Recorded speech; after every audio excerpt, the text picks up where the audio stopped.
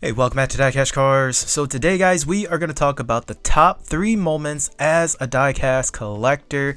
I mean, those moments that are essentially just an adrenaline rush, get your blood pumping, and really motivate and fuel your drive within the hobby.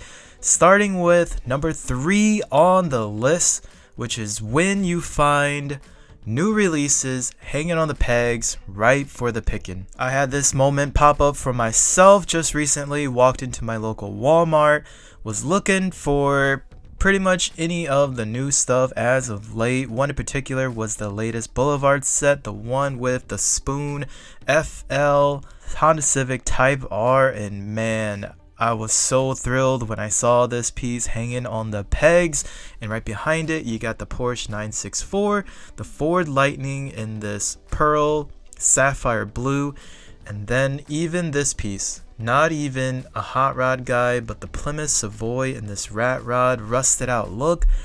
I mean, I was just so thrilled. I mean, it's a moment where I wish I could just bottle it up and relive it over and over. And then to top off that hunt, I walk over to the Team Transports and see the latest Team Transport set with the Liberty Walk Ken Mary Skyline. I mean, it was such a success of a hunt.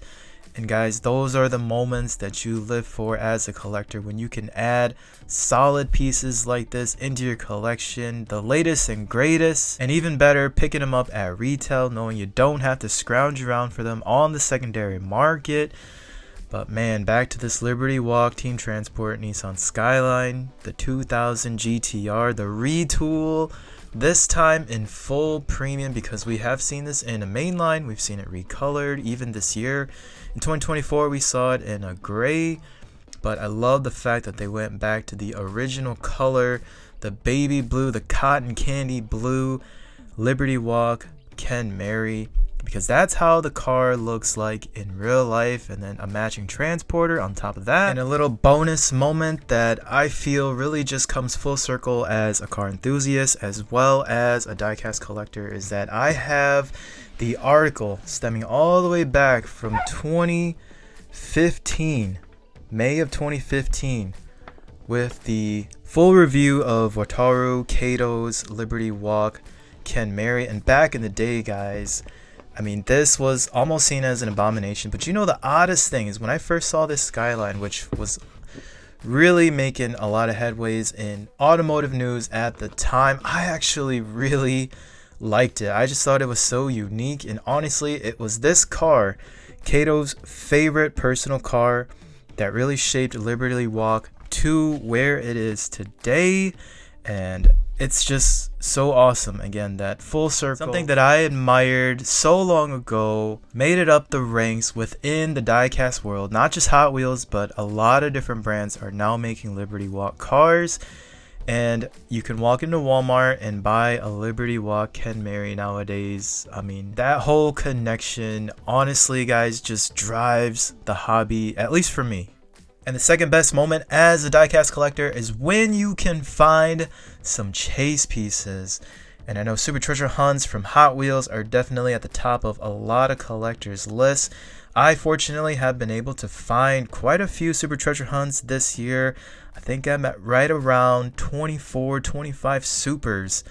And it's only September, so we still got the holiday months coming up. I'm really hoping to find just a few more.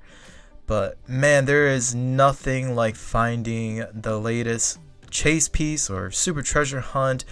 I mean, the moment, the anticipation, you're digging through that case or looking through those pegs, and you see that little glimmer.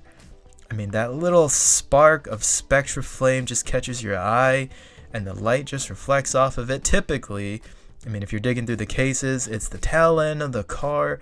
I mean, just like the 787B that I found the other day. I mean, it was just the tip of that spoiler in orange spectra flame that caught my eye. And man, I mean, you're just overwhelmed with joy. It's like winning an instant scratch off ticket. I mean, you pay $1 and instantly you're making $30, right? But I mean, the value is nothing compared to just the feeling that you get when you find a super, because they are not easy to find, guys. I mean, they're Again, based on my experience, 1 out of every 6 to 7 cases. I mean, you go weeks or months without finding them. I mean, the odds of finding a dud case or duds on the pegs is far greater than finding one of these shiny beauties. But man, I encourage every single one of you, I implore you guys to really put some effort in to finding a super treasure hunt if you haven't already, because there's just no other feeling like finding one of these in the store. And the absolute best moment as a diecast collector is when you find a Grail piece. And I, fortunately guys, was able to find 2 of them in the last week. So first off, you guys know, as of late, I have had an affinity for the old school muscle machines dating back to the early 2000s. I mean, that is when I truly became a car nut. And I wasn't collecting diecasts back then, but that is right around the time when I got my first car. And guys, the thing that attracts me to muscle machines, the tuner series, is that's when Fast and Furious hit. That's when the import scene and modifying cars, taking little Civics and Integras, normal looking economy cars, and making them street weapons. I mean, that was something that I was so infatuated with. And these muscle machines honestly just give me those vibes. I mean, they take me back to another time when I was still young and everything was still new and fresh, and the JDM scene was just growing. But man, oh man, I was looking for this blue card muscle machines tuners Nissan G35, or I guess here in the United States probably better known as the Infinity G35. But this purple Infinity or Nissan completes my set of 6 that were released at that time. And for the longest time, about 1.5 years now, I've been sitting on the other 5 cars out of the set. Just been waiting on this purple Nissan G35 or Infinity G35. And again, this full set just takes me back to the era of cars that I truly loved growing up, and I still do to this day, even 20 years later. I mean, these cars, these diecast muscle machines are still just so iconic to me, and I am thrilled to finally have all 6 of these blue card muscle machines. I mean, the list just goes on, and every single one of these cars out of this set has the same level of attention to detail. I mean, just like this S2K here. I mean, you can see right on the back wing. I mean, just so many brands, so many licenses. It looks like it does have a body kit that's very reminiscent of Veilside, which is very accurate to Fast and the Furious, right? I'm sure that's where they got that inspiration from. You got the old school first gen Celica. I mean, well before Hot Wheels ever made this casting. You got a Mazda RX-8. I mean, Hot Wheels just released this casting this past year, and Muscle Machines did it 20 years ago.